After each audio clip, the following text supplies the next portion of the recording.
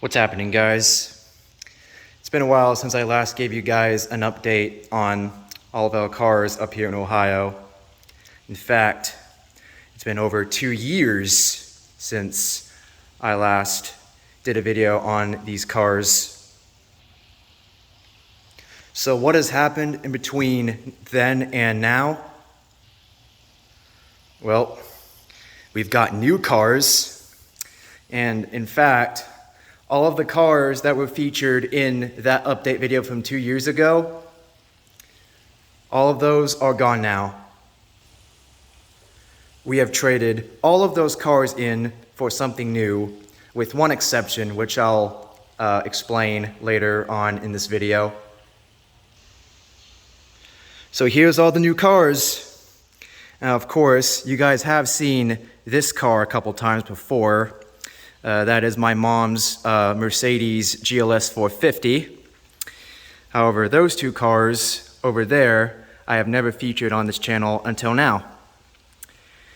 So, I'm gonna show off each and every one of these cars in this video. I'm gonna start with my mom's GLS.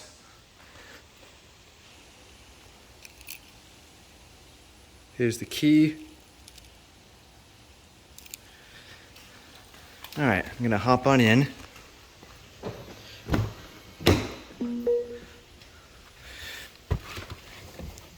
All right, I'm gonna turn on the accessory real quick.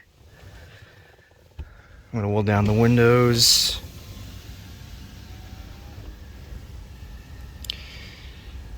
I'm gonna turn off the AC. Okay. This car has 23,251 miles on it. All right, I'm gonna go ahead and start it up.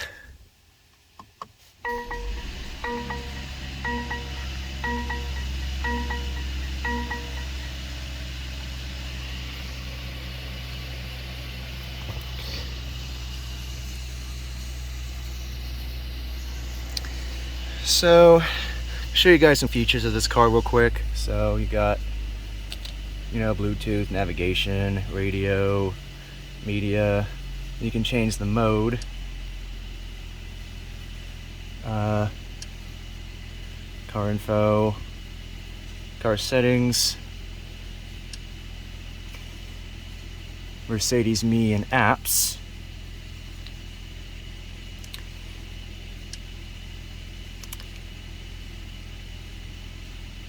So this car has adaptive cruise control.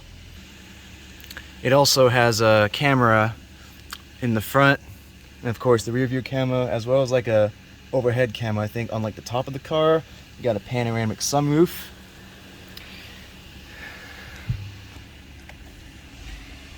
See, that's the that camera.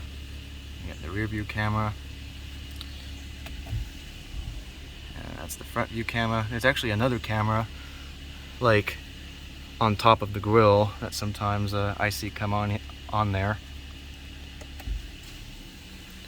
Oh, parking brake isn't on. Might want to apply that. There we go. The mirrors have those like warning lights on them. That's for cars that are like approaching your blind spot.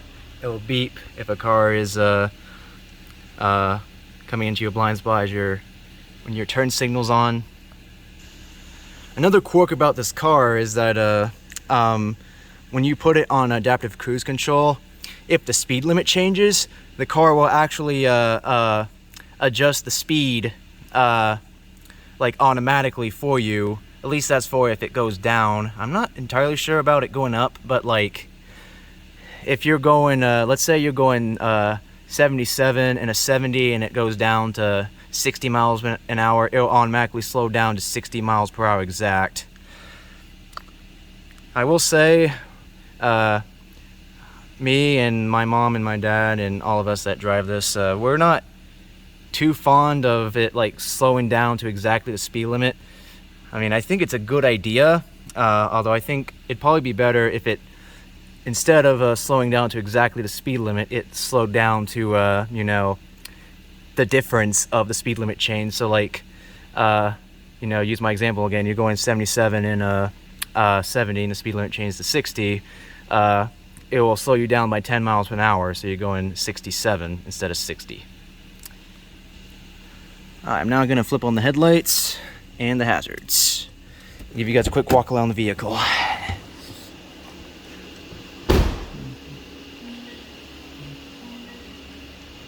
I can hear it beeping. That's because I have the key in my pocket. That means the key not detected.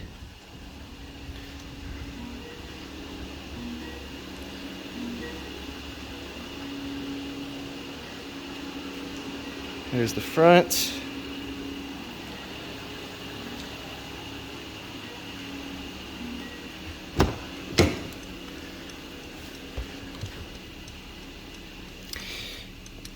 Alright, I'm now going to pop up the hood. Alright, looks like the hood prop is down here. Yes. Alright, I'm going to show you guys what's under the hood.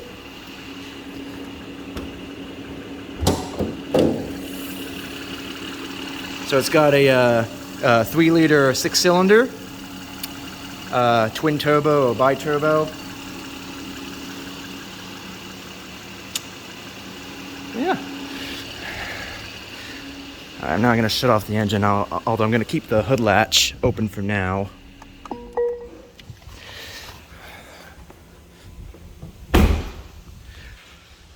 It has Michelin tires. Unfortunately, this car doesn't seem to have the feature where, like, on other GLSs where it kind of bounces around like that. It almost makes it look like it's dancing. I think that feature is for if you go off-road and you get, like, stuck. But it also looks pretty cool. I would be lying if I said I wasn't a little disappointed when I found out this car didn't have that feature, but I guess it only comes with the, it doesn't come with the base model GLS, but oh well. This car also has sunshades and window shades in the back 2 windows. You see, roll up these windows, and then roll them up again, and you can see the window shades pop up, roll up.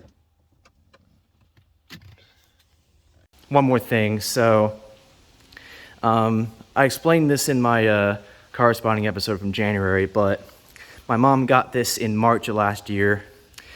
She traded in her Buick Enclave Avenir for this. The Buick had like 35,000 miles on it, I think, and it was a 2019 model year. She didn't even have it for 2 years at that when she traded it in. And when my mom first called me and told me about the new car, because I was still in college, I was quite surprised. But yeah. All right, let's move on to my dad's. So this is an AMG GLE 53 SUV. I believe my dad got this in September 2020. Car he had before this was an AMG, a previous generation AMG GLE 43 SUV. Probably had around the same mileage if I had to guess, because I think my parents like trading in their cars when the cars reach like 35,000 miles typically. Dad's car has Continental tires. You see that badge. The key. Okay.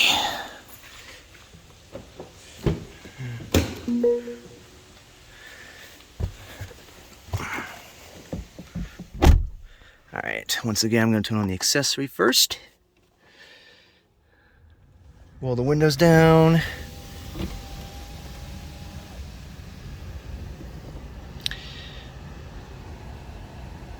All right, let's start it up.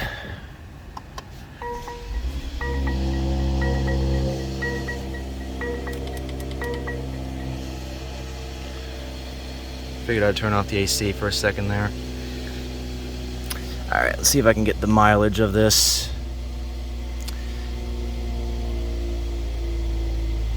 Oh, there we go. 16,608 miles.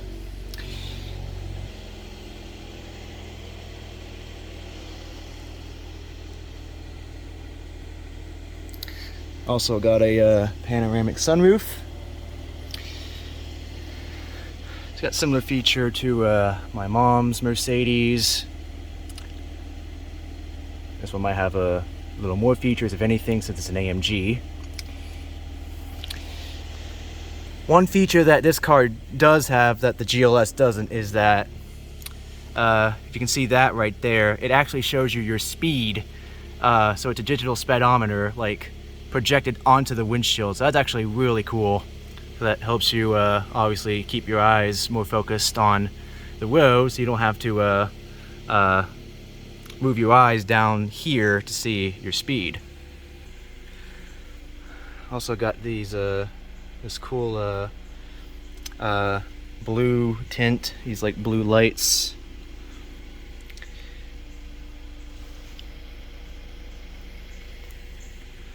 Alright, let's once again turn on the lights and the hazards, and I'm gonna pop up the hood. Okay.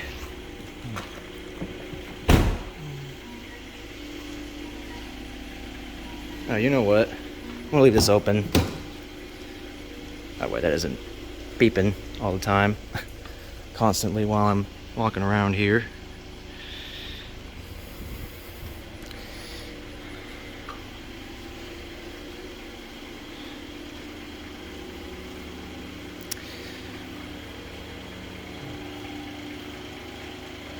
It's fairly quiet.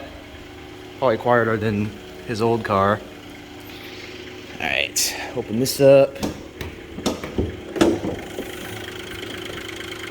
So, this car also has a 3-liter 6-cylinder, but this one is a just a turbo, so it may not be a twin turbo.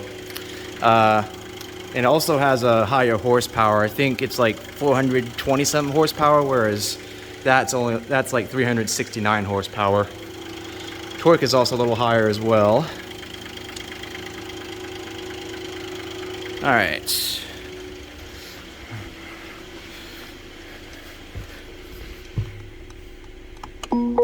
Okay, turn these off.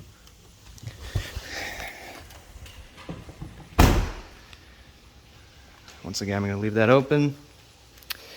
All right, now we have this. Now, you might think that this is my new car. Well, it's actually my sister's. So, she traded in her 2017 Honda Civic EXL. Actually, in May of this year, it was right after I graduated college. That car had about 30,000 miles on it, a little over that, I think. And this is a 2022 model year. I think this GLE, I think this is either a 2020 or a 2021. Don't remember for sure, but. So this car has Toyo A36 tires.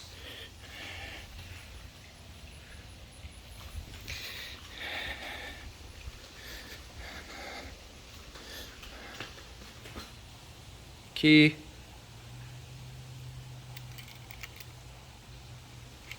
All right.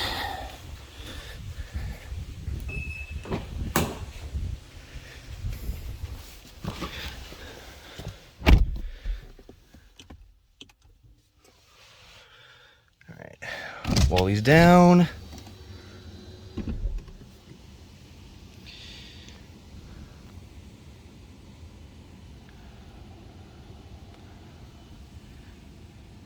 Depress, brake pedals, start engine. Okay, I was waiting for that to clear. This car has 3,058 miles on it. My sister has been driving around a fair bit. All right, start it up.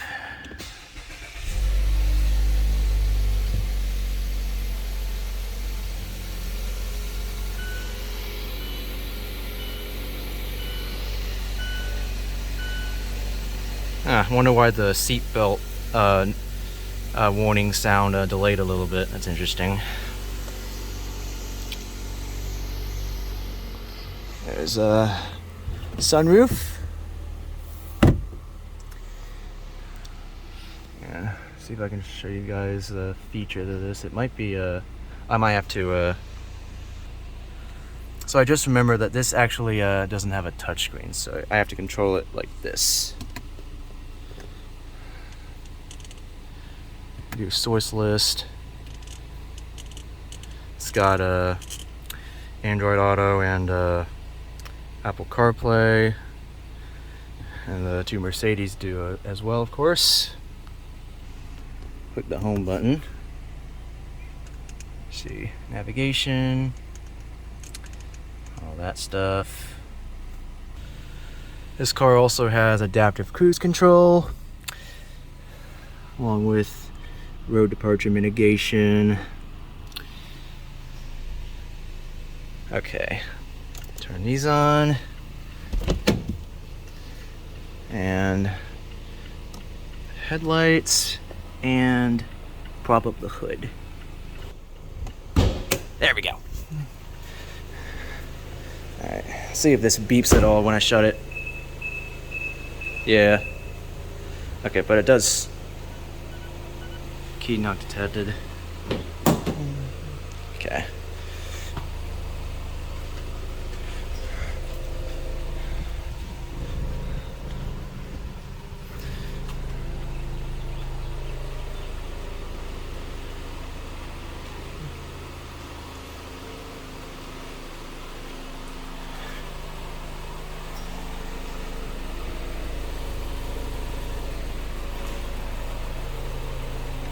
Okay, pop up that hood.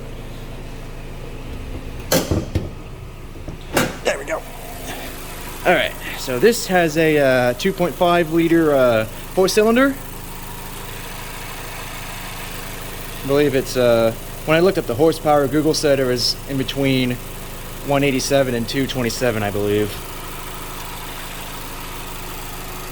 But yeah, I'm actually gonna connect this onto the latch so I can keep it open. There we go.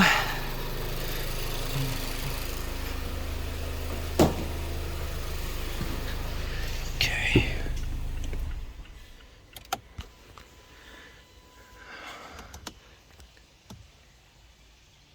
All right.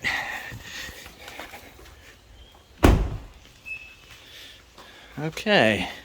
Oh. That is all the cars here. Now, you may think that this is all the new cars we've gotten, but it isn't. I got one more thing to show you guys in the detached garage. So I'm gonna walk over there right now.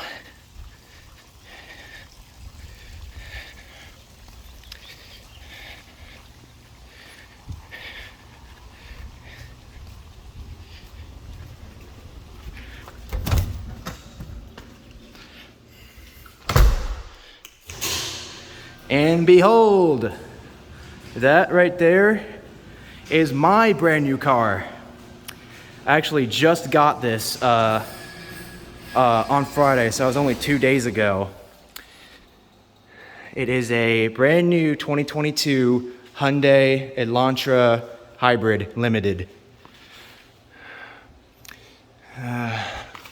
Cook tires, hand cooked tires.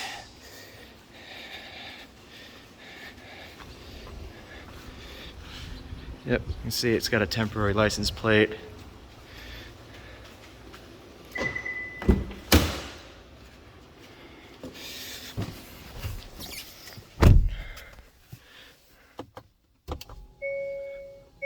The seat actually adjusts whenever you start up the car. Okay, roll these down.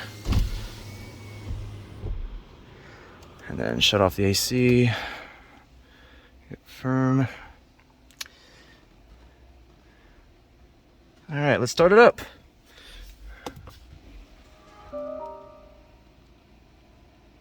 Sounds like it's only on the battery right now. You can see it's quiet as a whistle.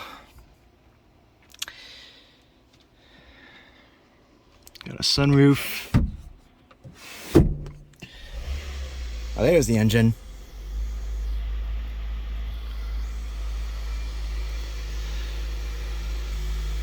See, this car only has 52 miles on it right now.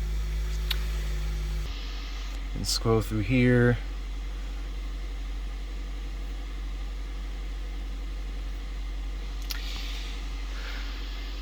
All right.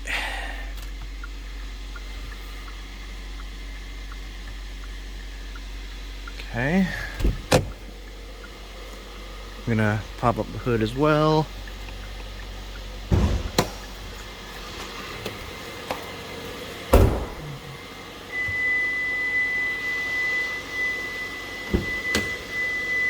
So all these cars basically warn you when the engine's running and you take the key out of it.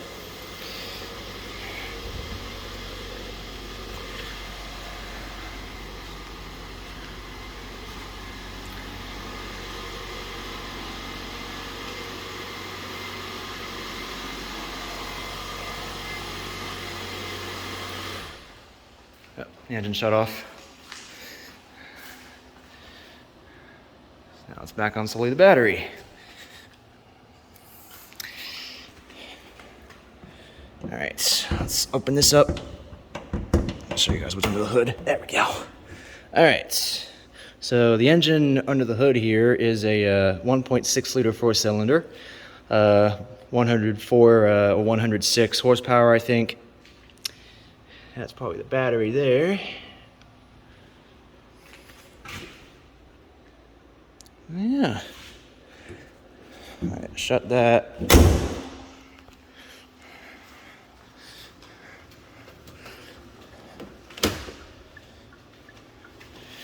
Okay, shut it off.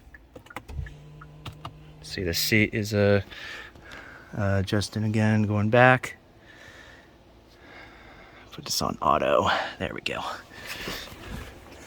All right. So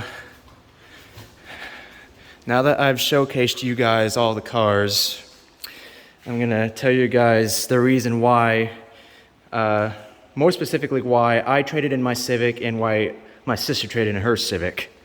Before I do that though, I'm gonna show you guys the key for this. All right, so basically, these are very special times right now. If that's how I can describe it the best. But essentially, because new cars are rather difficult to get right now, used cars are actually basically, used cars have appreciated in value, especially if you bought them like 2-3 years ago. To give you this in perspective, when I bought my, well, I should say when we, like my family and I, when my Civic was purchased 2 years ago, I believe it cost around $23,000, and whenever the Civic was just traded in for this, we were given $21,000 for it. So that's only like a couple thousand less than what I purchased the car for 2 years ago. Similar situation with my sister's Civic. I think that might have actually costed less than $20,000. I don't know for sure, but it might have been like low 20,000. But basically, I believe we got a similar price. It was like somewhere around 20 and 25,000, I think, when we traded in my sister's Civic in May for the Mazda CX-5. And as I said, my sister's Civic had a little over 30,000 miles on it. My Civic, though, had about 35,300 miles on it, which is definitely a bit higher than average for a two-year-old car. And the reason for that is because I've had to make like 4 trips from here to Florida or like vice versa. I've also gone on a couple of like big trips to like the Midwestern US, and sometimes I kind of travel around, you know, the perimeters of Ohio as well, and Florida while I was in college. But yeah, I'm actually gonna open up the trunk. Show you guys the trunk space on this. So there it is. I want to say that is a bit more trunk space than my Civic had. There's that. And it also seems like this is a little bit longer in length than my Civic, so that means there's a bit more room on the inside, despite it being a compact sedan like my Civic. So yeah, I haven't driven it much yet, but it's still got the new car smell, which you gotta love. This is actually my first car with leather seats. My previous two cars had cloth seats. And right off the bat, I can tell you I really like how this car looks. I think it looks pretty nice. It's got a silver exterior and a black. I think it's black. Actually, it doesn't really look like it's black though. Black interior. But yeah, it's a pretty nice looking car, if I do say so myself, especially for just a Hyundai. You know, I do wonder if this car has like more than one camera. That's the rear view camera. You got that right there. And it also sounds like this car has like a little beep whenever it's backing up, so kind of like a big truck or a school bus, so that's interesting. You got another camera there. Just to see what this does real quick. Camera settings. Oh, you can change like the brightness and all that. That's kind of cool. Okay.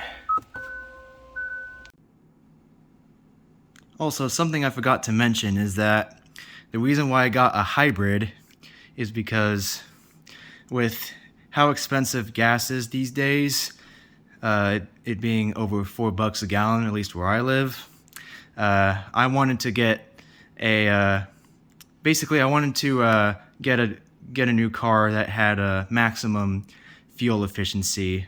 So from what I can tell, I believe hybrid sedans, I'd say, have the highest miles per gallon. My Elantra, I think, can get up to like 55 or 56 miles per gallon, and it also has a slightly smaller fuel tank too than my Civic did. My Civic had like, I think, like a 12.6 gallon fuel tank, whereas my Elantra only has 11 point something gallons. So not only will I be able to drive longer before having to get gas again, it'll also be cheaper every time I fill up the tank.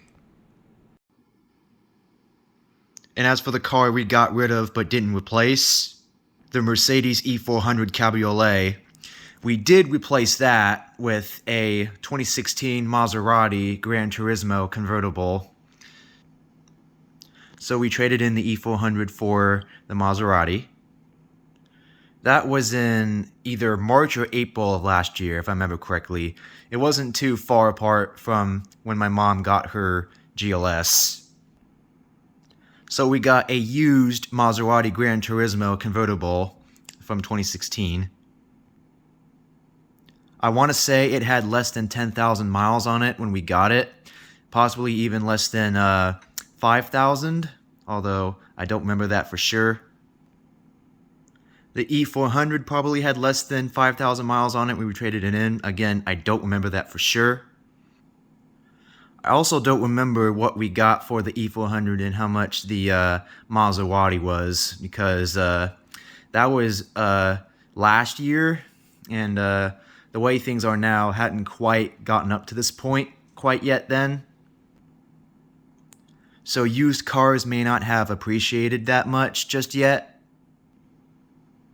But we only really had that Maserati during the spring and summer of 2021, because if I remember correctly, I think my parents actually traded that in sometime in the fall of 2021. We probably put less than 2,000 miles on that thing while we had it. I only got to drive it once. The original plan was to get a new convertible car for this summer. But with the way things are right now with new cars, we just decided to bail out on that. And instead, we focused on trading in some of our cars we had, you know, from the fall of 2021 all the way up to now, and replace them with new cars. Now going back to these three cars.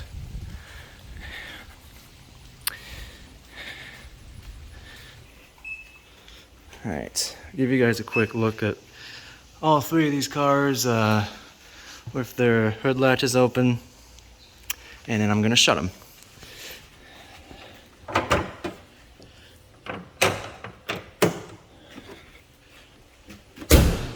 Alright.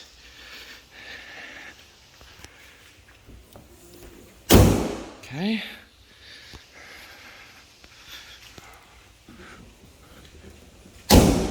Okay. I believe that's just about it for now, so yep. Thanks for watching. I hope you enjoyed. Let me know what you think of the new cars down in the comment section below. And yeah.